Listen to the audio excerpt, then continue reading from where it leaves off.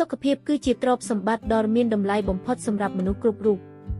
ដើម្បីរក្សាសុខភាពឲ្យបានល្អការហាត់ប្រាណជាប្រចាំគឺជាវិធីសាស្ត្រមួយដែលមានប្រសិទ្ធភាពនិងងាយស្រួលអនុវត្តការហាត់ប្រាណមិនត្រឹមតែជួយឲ្យរាងកាយរឹងមាំប៉ុណ្ណោះទេប៉ុន្តែថែមទាំងជួយលើកកម្ពស់សុខភាពផ្លូវចិត្តនិងគុណភាពជីវិតផងដែរ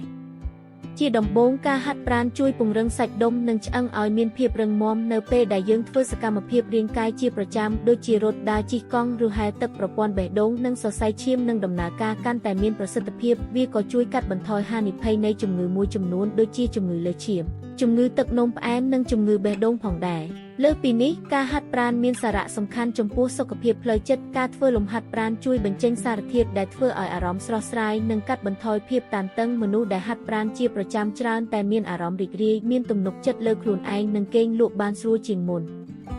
ម្យ៉ាងវិញទៀតការហាត់ប្រាណក៏ជួយគ្រប់គ្រងទម្ងន់រាងកាយផងដែរការដុតបំផ្លាញកាឡូរីតាមរយៈការហាត់ប្រាណអាចជួយការពារការធាត់លើសទម្ងន់ដែលជាមូលហេតុនាំឲ្យកើតជំងឺជាច្រើនដូច្នេះការរួមបញ្ចូលរបបអាហារដែលមានតុល្យភាពជាមួយនឹងការហាត់ប្រាណជាប្រចាំនឹងធ្វើឲ្យសុខភាពកាន់តែល្អប្រសើរសរុបមកការហាត់ប្រាណគឺជាកត្តាសំខាន់មួយក្នុងការថែរក្សាសុខភាពទាំងផ្លូវកាយនិងផ្លូវចិត្តដូច្នេះមនុស្សគ្រប់រូបគួរតែចំណាយពេលយ៉ាងហោចណាស់30នាទីក្នុងមួយថ្ងៃដើម្បីធ្វើលំហាត់ប្រាណឲ្យបានទៀងទាត់ការអនុវត្តបែបនេះនឹងជួយឲ្យយើងមានសុខភាពល្អរស់នៅបានយូរនិងមានជីវិតប្រកបដោយសុភមង្គល